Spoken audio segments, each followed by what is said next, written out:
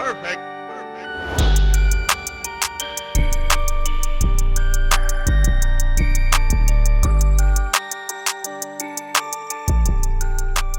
Hello, ladies and gentlemen, and welcome back to the 3-Star Podcast. Joined as always, I am Myles.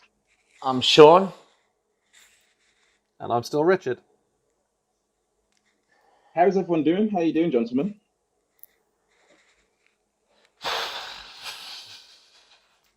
Do you want to take this one, Rich? Well, you had a holiday, Shaun. Yes, I actually had some annual leave. It definitely wasn't. It was no holiday. Do you know what? Things have been so busy, work-wise, haven't we? And we've been keeping busy as a business, Samsung.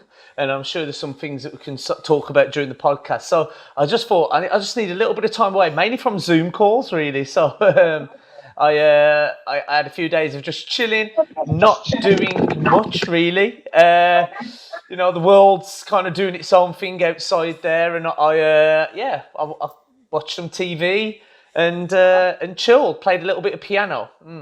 Cultured, nice. Yeah.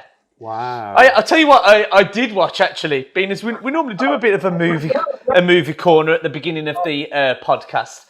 I watched an old school movie, which I won't tell you what it is just yet, but it was so relevant to today and what's going on. It's an old 90s blockbuster kind of action movie. Demolition Man. Anyone remember it?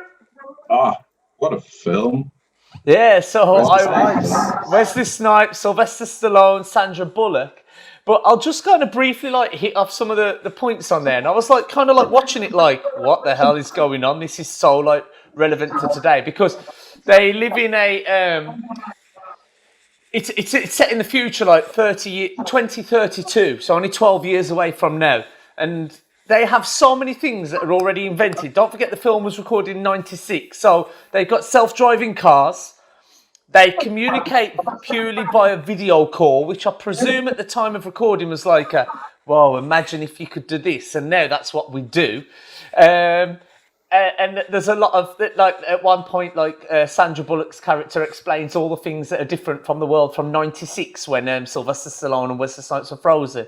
And she says, yeah, we cut out all the things that are bad for you, such as alcohol and swear words, yada, yada, yada. But then they say, meat. And I thought, that's really good for, how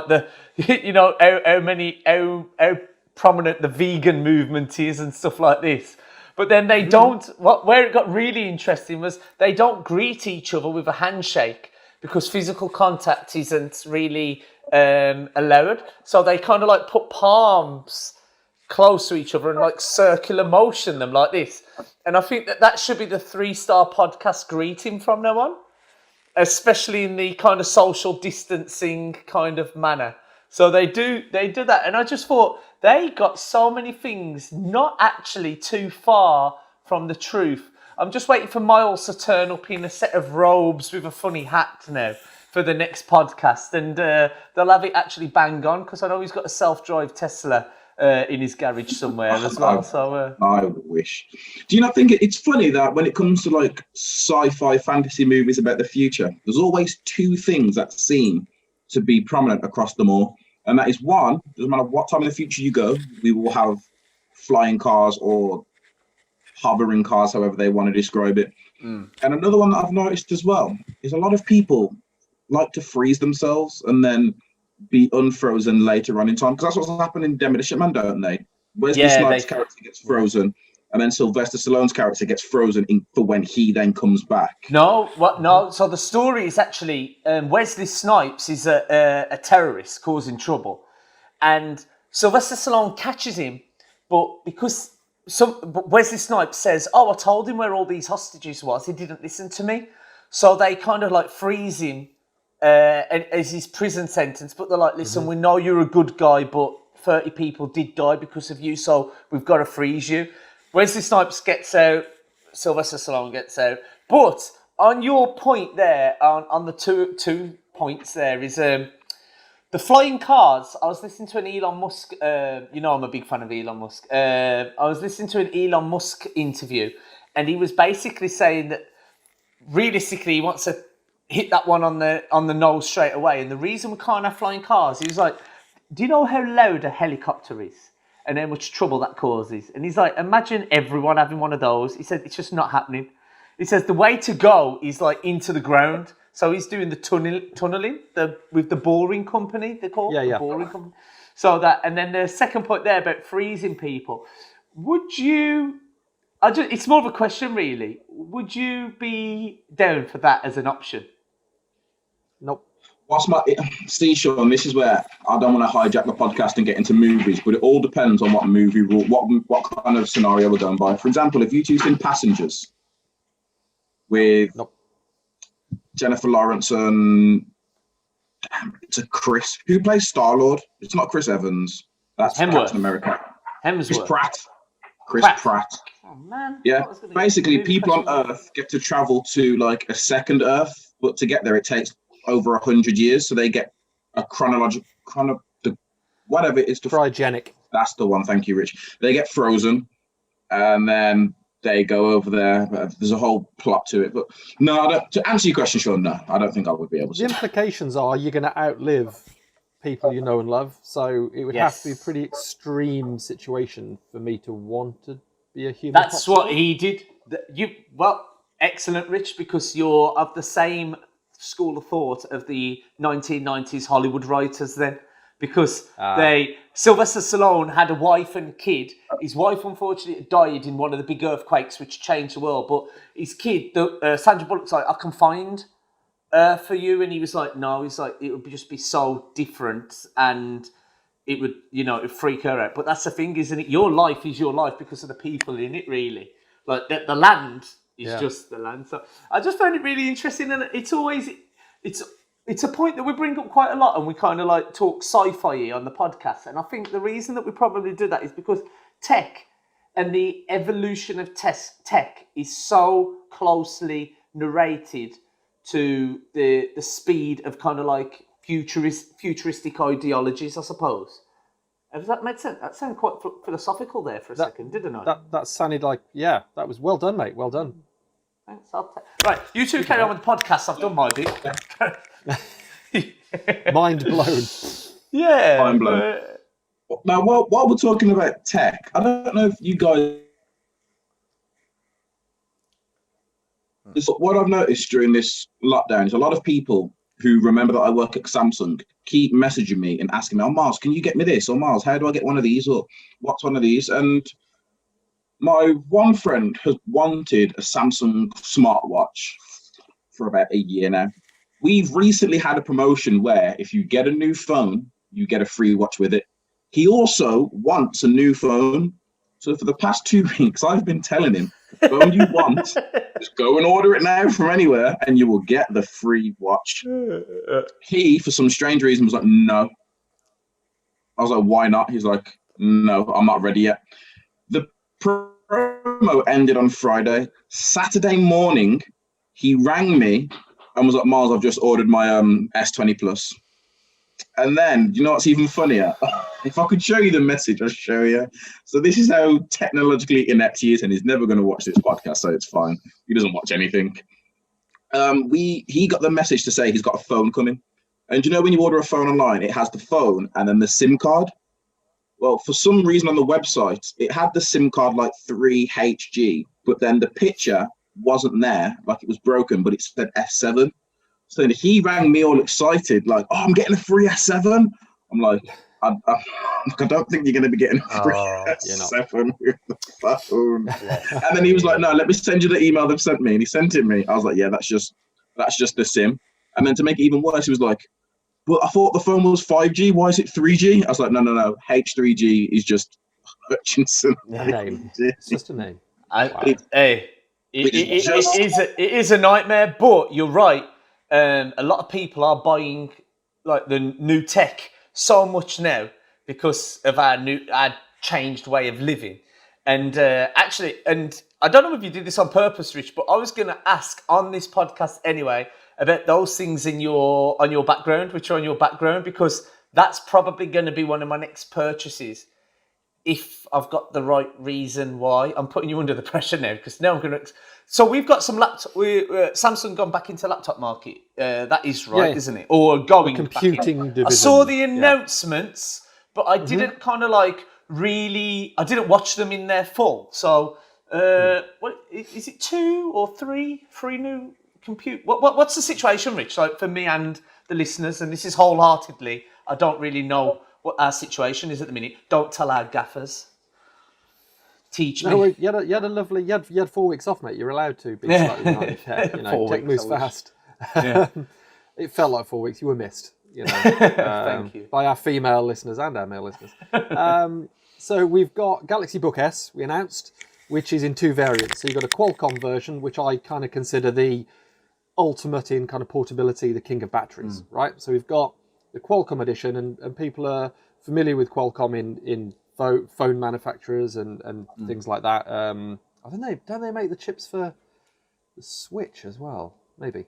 So that's like a really portable chipset. We've then got an Intel Core i5 version, which is kind of more for your traditionalists. You know, people understand what i3, i5, i7, and i9 means in terms of performance. So we've got 2 different variants. So they're going to be available soon. I mean, think about those as... That's the Book S. This is the Book S, right? Yeah, the Book S. I wouldn't say traditional laptop because that's underselling it. Look, it's super thin. It's got a metal body.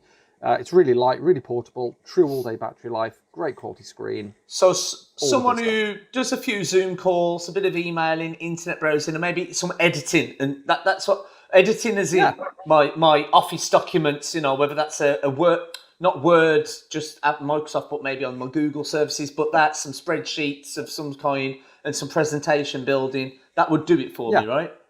Absolutely bang on. Yeah, perfect. So you're all rounder, but like a high performing all rounder. A bit like Myles on Sports Day when he was at school, you know, a high-performing all-rounder, you know. Yeah. Then we did the Ion, right, the Galaxy Book Ion, which is kind of, that's kind of on my shopping list, personally. Okay. So now we're getting into the preferred ones, right? Is this your preferred one? This is it. This is me just coming out and going, I really love the Ion. So you've got 13.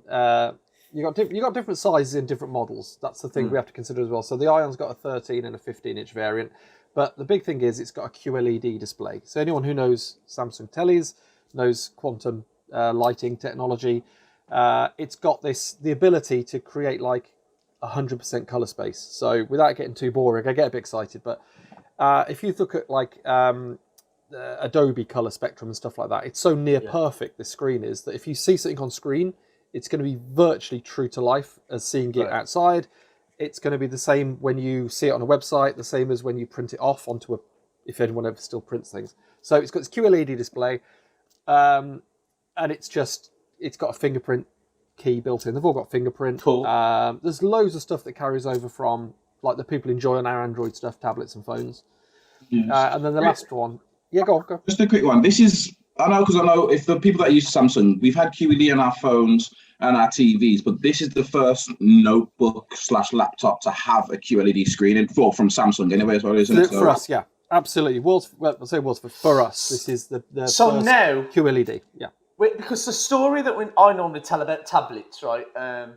Because we work for Samsung, but I always say, like, honestly, to any consumer, is going to work for you. I'm that confident with our products, 9 times out of 10. I know it's probably going to be a Samsung product anyway, right? But we normally, with the tablet story, we talk about the screen a lot because that's how how people view a lot of content and media. So are we taking all of that quality now into the laptop market where people are doing actually more productive work sort of thing?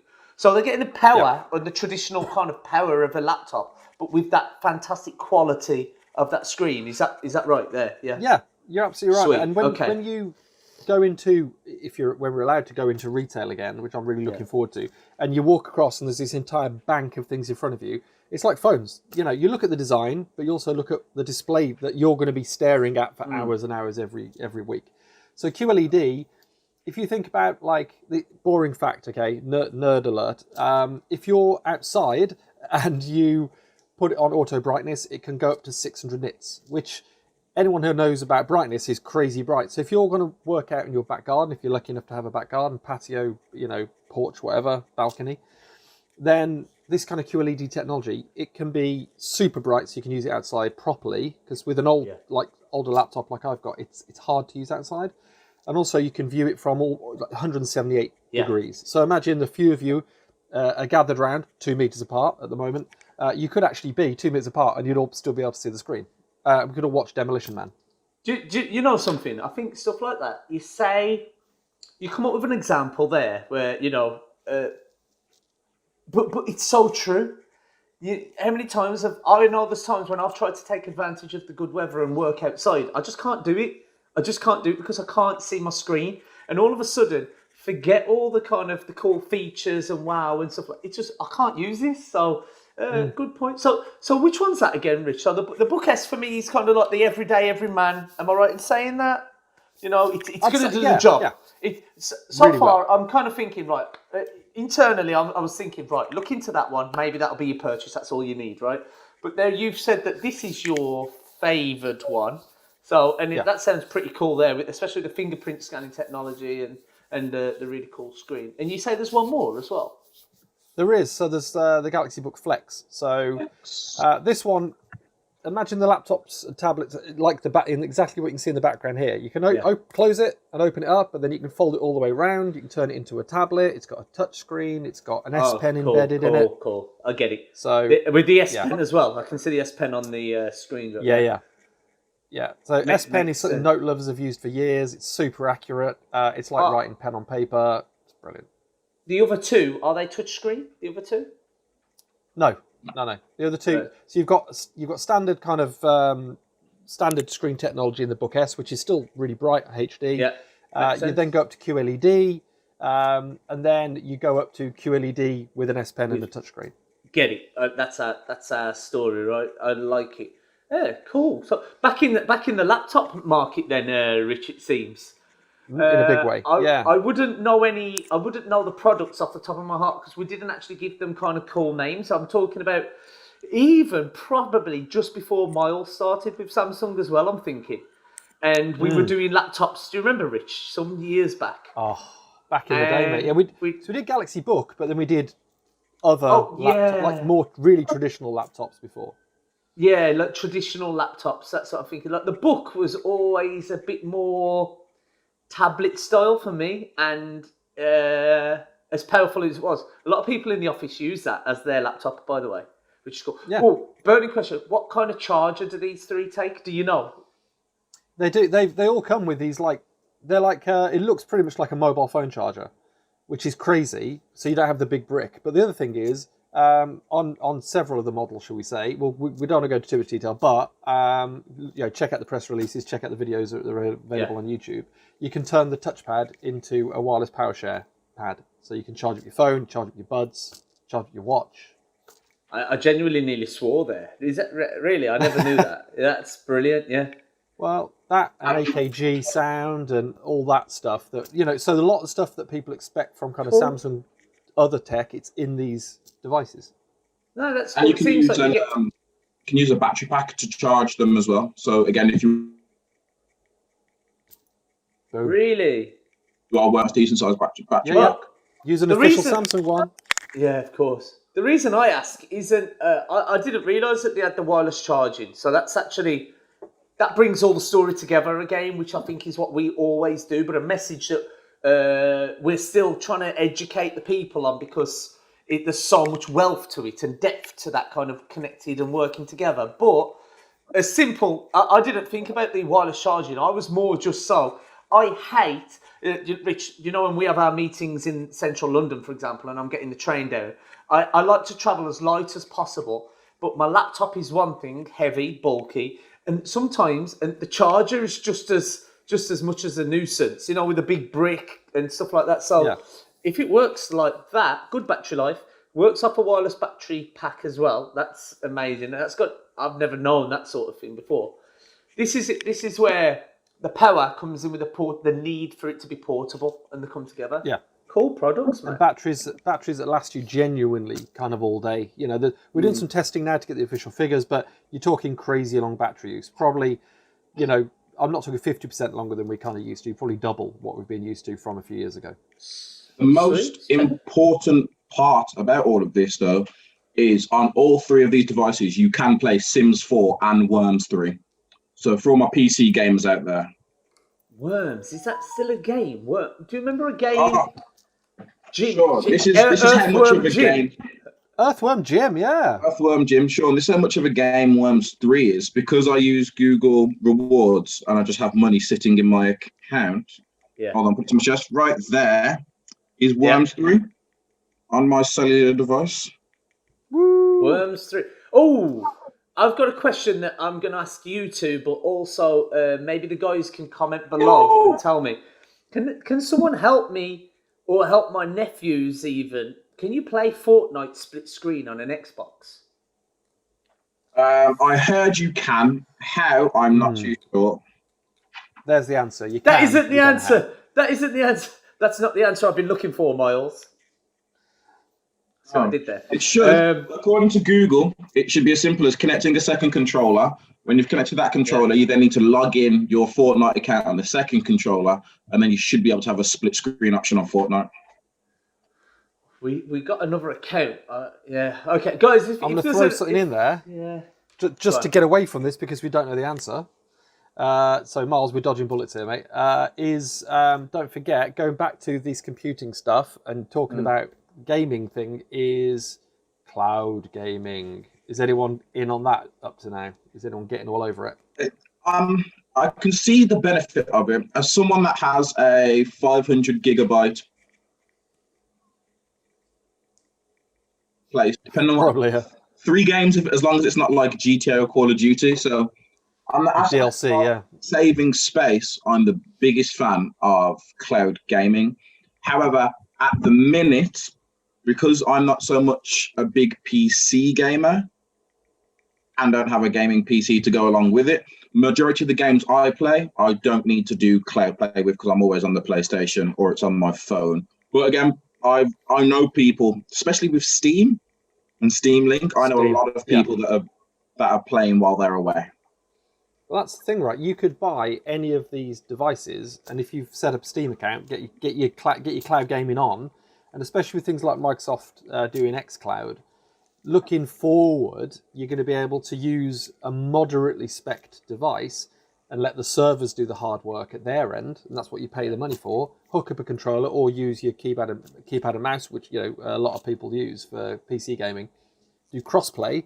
You have to pay for the service, obviously, but you don't have to keep upgrading your PC every year. You could buy one of these new computing devices and keep it for 4 or 5 years, and then just have your cloud gaming account to run all the stuff on. I love the idea of that. There's loads of stuff that comes out on PC that we don't see on console. Yeah, I think cloud gaming is going to take on the form that streaming has. I think cloud gaming is like 5-6 years behind streaming, because before streaming came along, it was all about you needed your TV, you needed your your VCR or your DVD player, then your HD player, then your Blu-ray player. I'm sure I've skipped out one of these players somewhere.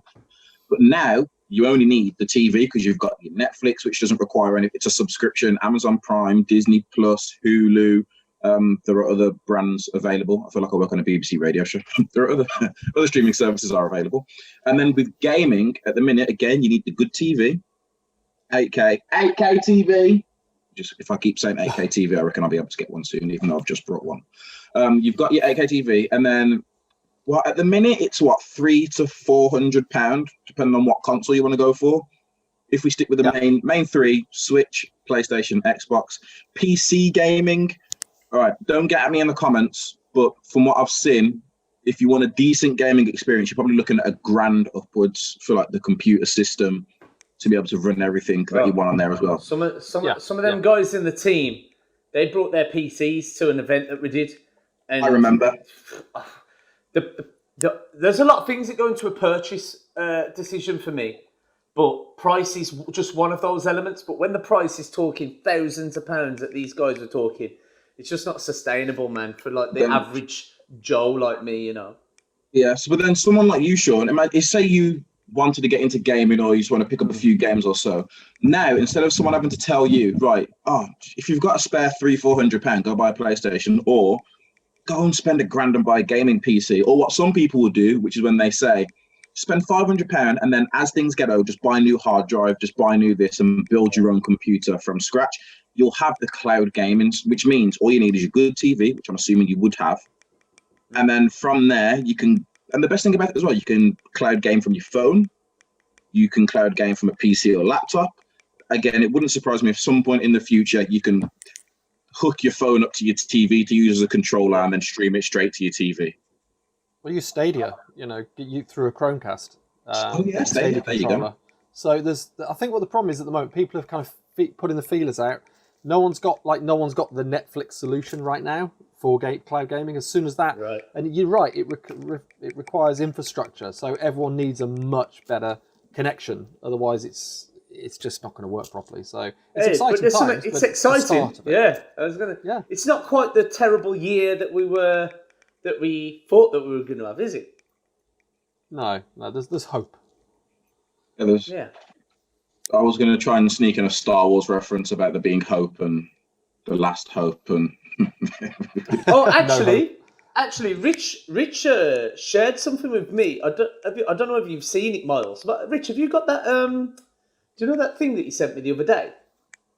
Hang on, be careful, mate. Which thing did I send you the other day?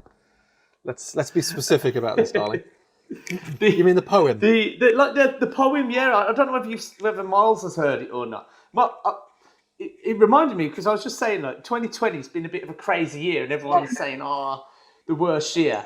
But actually, there's some exciting things coming out of it. I'm remaining positive. There's a lot of things are being done for the good now. I think people have kind of valuing their health more as their real wealth.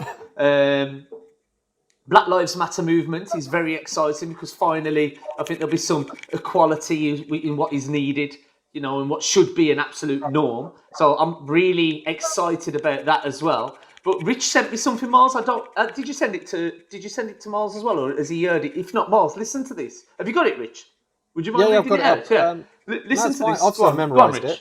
I've sort of memorised it, but I'm just going to look like I'm reading it off a page. For effect. Yeah. So this is by a poem by Leslie Dwight, and it's only short. The thing I'll point out before I read it is, we're not saying that everyone should be positive about 2020. What we're saying is, when the time is right for you, maybe you should start trying to spin it and try and make it positive. And if people don't agree with what I'm going to read out now, absolutely fine. Stick it in the comments. We'd like to engage with you and chat to you about it. So here we go.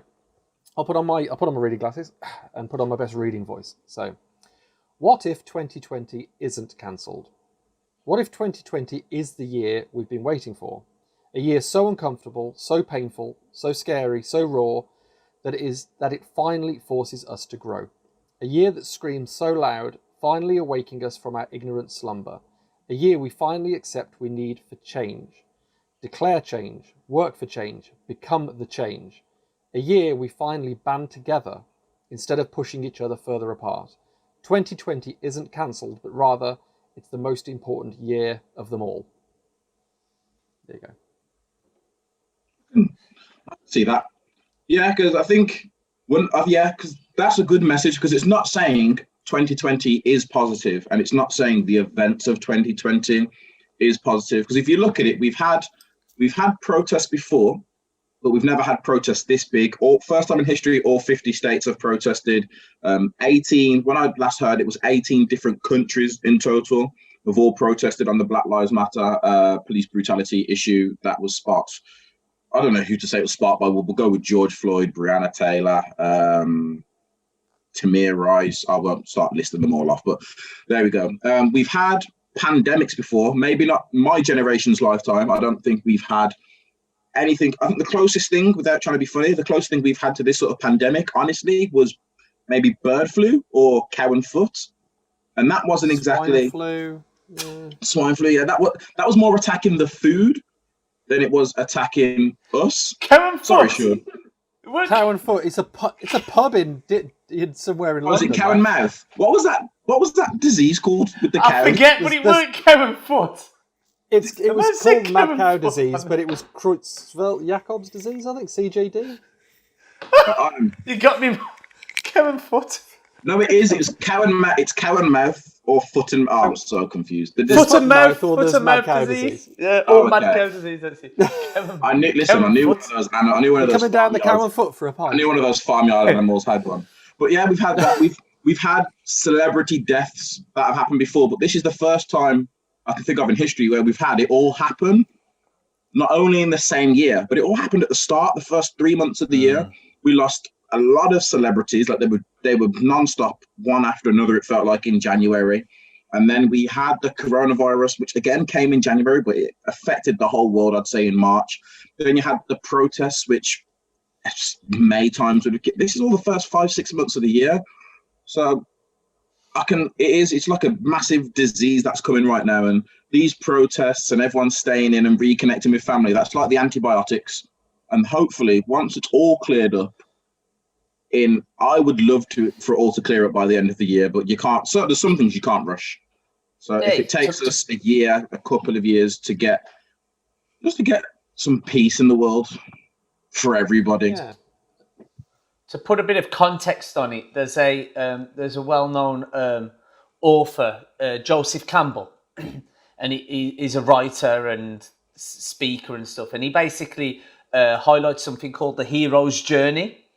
And the hero's journey can be applied in life or however you want to see it, but he basically talks about wherever there's a heroism or growth or kind of like coming through and victory, it follows the same journey, and you can apply this to any of your movies. Funnily enough, he actually used Star Wars on one of the bits that I read about it, and it's always kind of going along just fine, yeah, everything's okay, and then oh damn, you hit a rock bottom, and then it's the growth from there to get to the next victory. And if you look at, you can apply it to the Rocky movies, to Star Wars, and there's different bits in between, such as like once you've hit rock bottom, you meet a mentor or some kind of message. And I think that's what's happened. Like the world was getting along just okay. We're in modern times.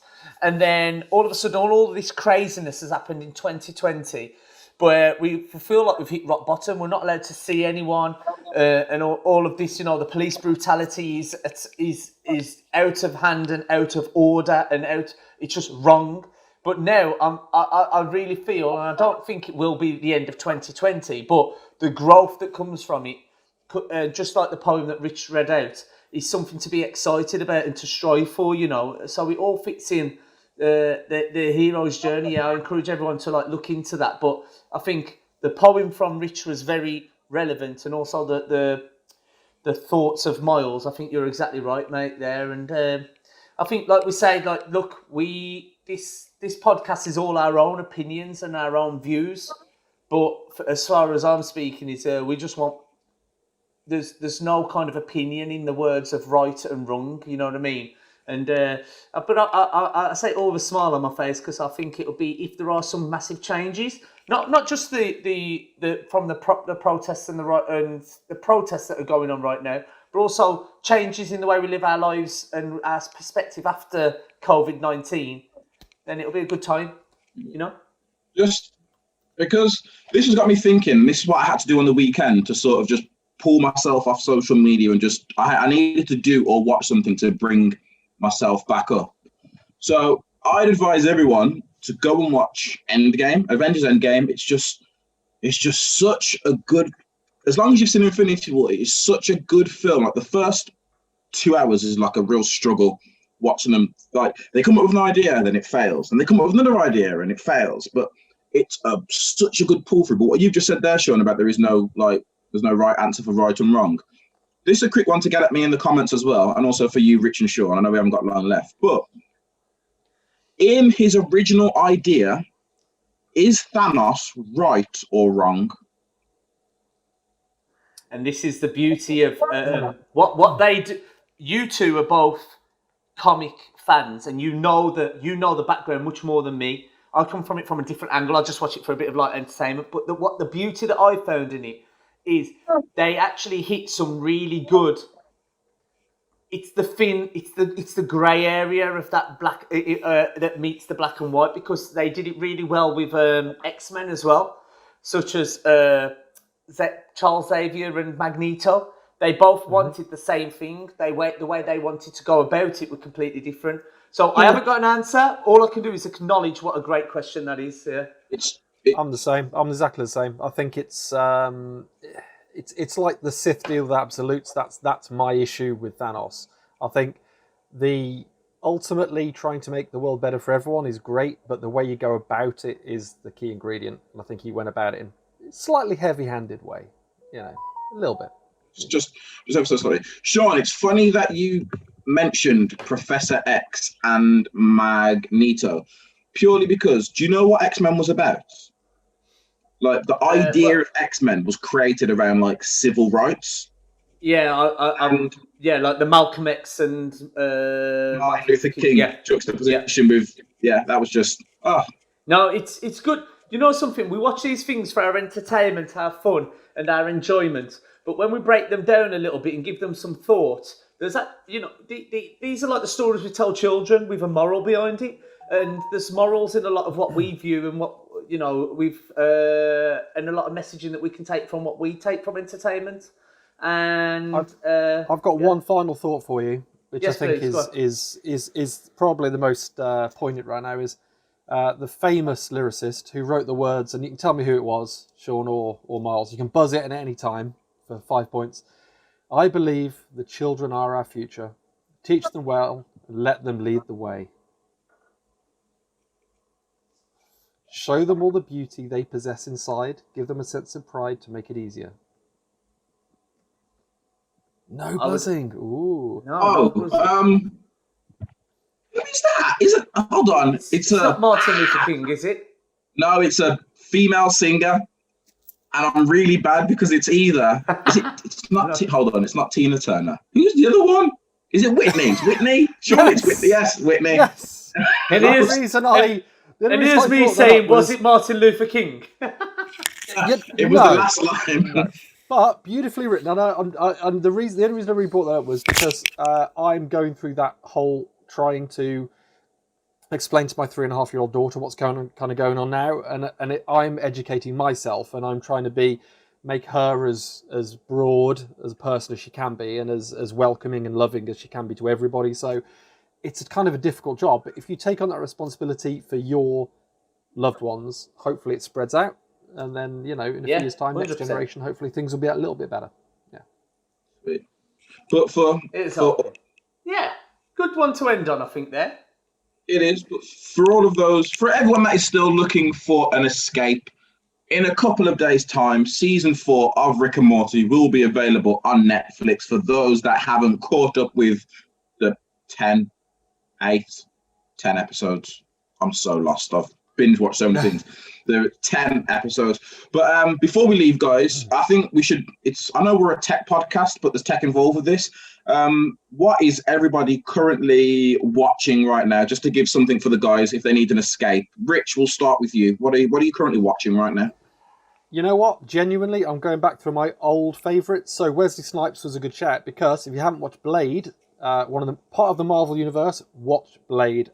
Absolutely love that film. And things like Highlander, my old absolute favourite films. I'm going through the old stuff. Yeah, Shaun? I'm actually exactly the same. There's a category on Netflix that is 80s and 90s like classics. Like 90s movies were great, like explosions, and it was just so like crazy. So I watched Demolition Man, and I watched Leon the Professional recently, which is just cinematic brilliance. Beautiful. If anyone hasn't seen that, watch that. It'll change your life. But Myles, what about yourself? Natalie Portman's in that, isn't she? Yeah. Star Wars Link. I'll have to look at that one then, Shaun, so I haven't watched that. And add to Rich's point, only watch Blade 1 and 2. Don't watch number 3. So don't watch Trinity. Don't watch Trinity.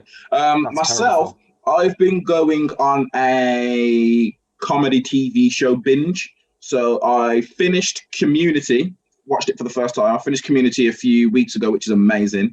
I'm now currently on season 2 of Modern Family, which, again, it just has me laughing all the way through. So Modern Family is a great one. Let us know what you're watching in the comments below, guys. For some strange reason, I thought there was like a fourth person to sit in, but it is just us. It is just us. Rich, Shaun, do we have anything else from you before we say goodbye to these lovely people? Stay safe, everyone. Stay alert, everyone. There you go. Well, thank you very much for tuning into another episode of the 3-Star Podcast.